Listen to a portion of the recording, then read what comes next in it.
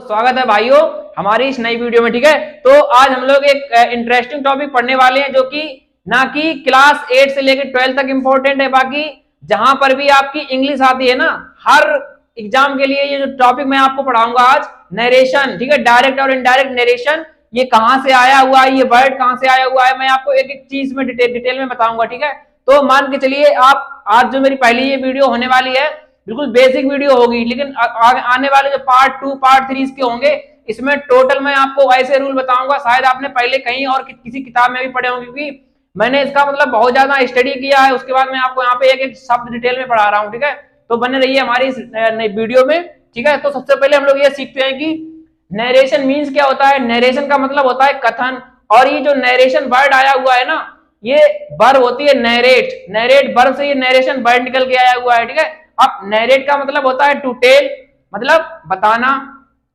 अब देखो narrate verb है, अब नरेशन क्या है, जिस शब्दों के अंत में TION आ जाए आता है तो क्या होता है, वो नाउन होता है। ठीक है, तो हमें नरेट वर्ब हो गई, नरेशन एक नाउन हो गया। पहले दो बातें हमने समझ ली यहाँ पे। अब यहाँ पे देखो नरेशन जो वर्ड है वो कहां से आया हुआ है, नरेट से। ठीक है, narration comes from the word narrate which means to tell. जो नरेशन आपका शब्द है नरेट से आया हुआ है, जिसका मतलब होता है कहना, टू टेल। ठीक है, अब या बताना। ठीक है, बताना, टू टेल। अब यहाँ पे कुछ मैंने हैशटैग पॉइंट ऑलरेडी लिख दिए हैं। ठीक है, जैसे कि किसी भी बात को हम दो तरह से बता सकते हैं। जैसे कि कोई भी बात अगर हम कहेंगे तो उसके जो तरीके होते हैं वो दो तरीके हो सकते हैं। ठीक है, पहला तरीका होगा डायरेक्ट स्पीच, जिसको हिंदी में बोलते हैं प्रत्यक्ष कथन, और जो दूसरा तरीका होता है वो होता है इनडायरेक्ट स्पीच, अप्रत्यक्ष कथन।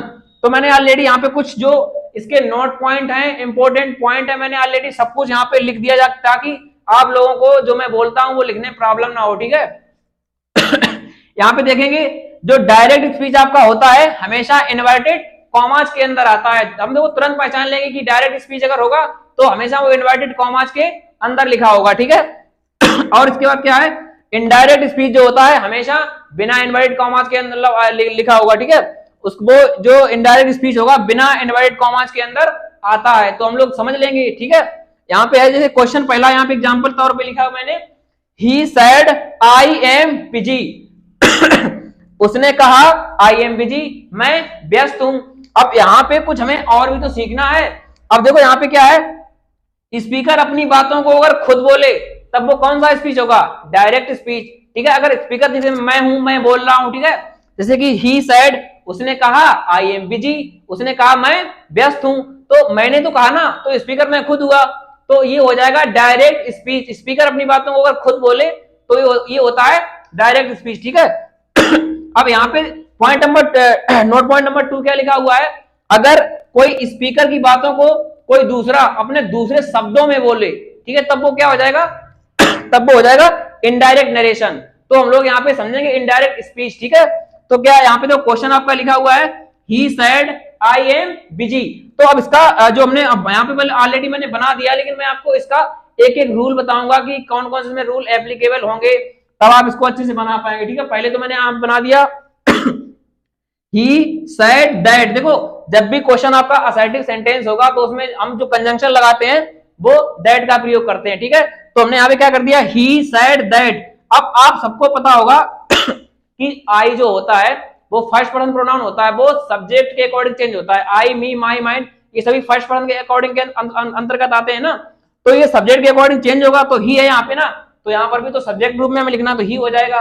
अब आपको पता होगा कि हम यहाँ पे टेंस का भी बदलाव करते हैं, लेकिन मैं आपको आने वाली वीडियो में सब कुछ बताऊंगा, बाकायदा डिटेल में बताऊंगा। ठीक है, कैसे टेंस परिवर्तन होता है, कैसे नाउन का परिवर्तन होता है। फिलहाल अभी ये क्वेश्चन आप लोग यहाँ पे समझ लीजिए। ठीक है, he said that he was busy. ठीक, तो मैं जो अगली आपकी स्लाइड आने वाली है, मैं यहाँ पे जो कुछ इंपॉर्टेंट रूल्स हैं वो मैं अभी डिस्कस करूंगा। ठीक है, बने रहिए हमारे साथ इस वीडियो में।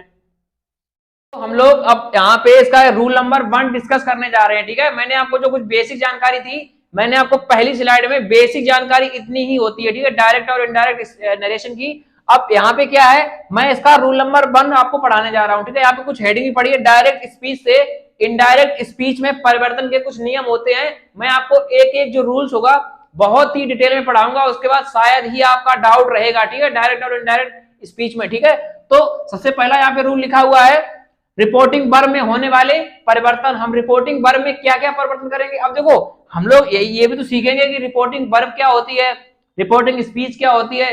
तो हम लोग बस इतना याद रखेंगे कि इन्वर्टेड कॉमा से जो पहले का भाग होता है ना उसको बोलते हैं रिपोर्टिंग वर्ब। तो ये वाला जो आपका भाग हो जाएगा ये होता है रिपोर्टिंग वर्ब, और इन्वर्टेड कॉमास वाला जो पूरा भाग होता है ना, जो स्पीच कोई बात बोली जाती है, वो होता है रिपोर्टिंग स्पीच। ठीक, ये हो गया रिपोर्टिंग वर्ब, ये हो गया रिपोर्टिंग स्पीच। तो यहाँ पे रूल नंबर 1 लिखा हुआ है यदि रिपोर्टिंग वर्ब में केवल सेज आ जाए, से आ जाए, सैड आ जाए, बिल से आ जाए या सैल से आ जाए, ठीक है, दिया जाए या आ जाए, तब रिपोर्टिंग वर्ब में कोई भी परिवर्तन नहीं होता है। अब यहाँ पे परिवर्तन कैसे नहीं होता है मैं आपको बता रहा हूं, ठीक है। जैसे कि यहाँ पे लिखा हुआ है he says I am a singer, वह कहता है आई एम आ सिंगर, मैं एक गायक हूं, ठीक है। तो अब यहाँ पे हम लोग देखेंगे इसमें कोई परिवर्तन नहीं होगा। तो अगर सेज लिखा हुआ है हम सेज ही लिख देंगे, से लिखा हुआ है से लिख देंगे, अगर साइड लिखा हुआ साइड लिख देंगे, इसमें कोई भी रिपोर्टिंग वर्ब में कोई भी परिवर्तन नहीं करेंगे हम लोग, ठीक है। तो सेंटेंस आपका हो जाएगा ही सेज दैट। हम लोग समझेंगे कि असर्टिव सेंटेंस आपका जब भी होगा ना तो वहां पे कंजंक्शन कौन सा लगाएंगे, दैट लगाएंगे, ठीक है। He says that. अब हमें देखो हमने आपको अब पहला रूल पढ़ाया, यहाँ पे रूल तो इसमें सभी एप्लीकेबल हो रहे हैं, लेकिन एक एक रूल करके मैं पूरे आपको रूल पढ़ा दूंगा, ठीक है। इसके बाद का जो रूल होता है, इसके बाद जो रूल होगा कि इसमें जब टू आएगा तब कैसे परिवर्तन होगा, मैं ऑलरेडी आपको मतलब बता रहा हूं, ठीक है, धीरे धीरे सब कुछ। ही सेज दैट, अब आई होता है आपका फर्स्ट पर्सन, वो बदलता है सब्जेक्ट के अकॉर्डिंग, सब्जेक्ट यहाँ पे ही है ना तो ही हो जाएगा, ठीक है। He says that he. अब आपको ये भी पता होगा कि जब रिपोर्टिंग वर्ब अगर प्रेजेंट टेंस में होती है तब इस साइड का रिपोर्टिंग स्पीच का टेंस कभी भी बदलता नहीं है, ठीक है, याद रखेंगे ये बात हम लोग। He says that he is a singer, ठीक है। आपका जो पहला क्वेश्चन है ये कंप्लीट हो चुका है अच्छे से, ठीक है। अगला क्वेश्चन लिखा हुआ है she said my father is an engineer, ठीक है। उसने कहा मेरे पिताजी एक अभियंता हैं, मतलब इंजीनियर हैं। अब यहाँ पे क्या है, हमने आपको क्या बताया, अगर सेज आ जाए, से आ जाए, साइड आ जाए, बिल से आ जाए, सैल से आ जाए, तब रिपोर्टिंग वर्ब में कोई भी परिवर्तन नहीं होता, जो भी लिखा होगा बस उसको ही लिख देंगे सीधा सीधा, ठीक है। तो यहाँ पे देखेंगे हम लोग सी सेड दैट। यहाँ पे एक छोटा सा रूल होता है, मैं आपको बताऊंगा जब मैं इसको बाकायदा अच्छे से पढ़ाऊंगा ना डिटेल में, उसका भी रूल मैं बताऊंगा कि जब टेंस आप किस हिसाब से टेंस बदलते हैं। फिलहाल थोड़ा यहाँ पे आसानी समझेंगे हम लोग कि जब आपकी रिपोर्टिंग वर्ब पास्ट टेंस में हो, ठीक है, तब उसका जो रिपोर्टिंग स्पीच का टेंस होता है, रिपोर्टिंग क्लॉज का टेंस हम लोग बदलेंगे, ठीक है। अब यहाँ पे देखो सी साइड लिखा हुआ है यहाँ पे, अब my father is an engineer. अब आप बताओ इसमें आप क्या लगाएंगे, अब ये बताइए आप कि इज एम आर का पास्ट फॉर्म क्या हो जाएगा, इज एम आर का पास्ट फॉर्म क्या होता है, वाज वर्ब वही होता है ना। तो लगाएंगे सी सेड दैट। अब यहाँ पे देखो माई क्या है, my father, my I me my mind, first person के अकॉर्डिंग सब कुछ आता है ना, वो बदलता है सब्जेक्ट के अकॉर्डिंग, ठीक है। तो हम बदलेंगे सी है ना तो क्या हो जाएगा her, she said that her father. अब यहाँ पे वॉज लिख देंगे हम लोग, वॉज एन इंजीनियर। अभी आप बिल्कुल भी परेशान ना होइए कि यहाँ पे ये टेंस कैसे बदल रहा है, ठीक है। मैं आपको बस ये रिपोर्टिंग वर्ब वाला रूल बता रहा हूँ, ठीक है। हर प्रत्येक चीज का इसमें रूल दिया गया है, मैं अच्छे से आपको क्लियर करूंगा, ठीक है। उसके लिए आप परेशान बिल्कुल ना हो। अगला क्वेश्चन है he said I am unwell, उसने कहा आई एम अनवेल, मैं ठीक नहीं हूं। तब यहाँ पर भी आपकी पास्ट फॉर्म है ना, say said said simple past tense है, तो इसका भी तो टेंस बदलेगा, he said that. Reporting verb में कोई परिवर्तन नहीं होगा, नो चेंज, ठीक है।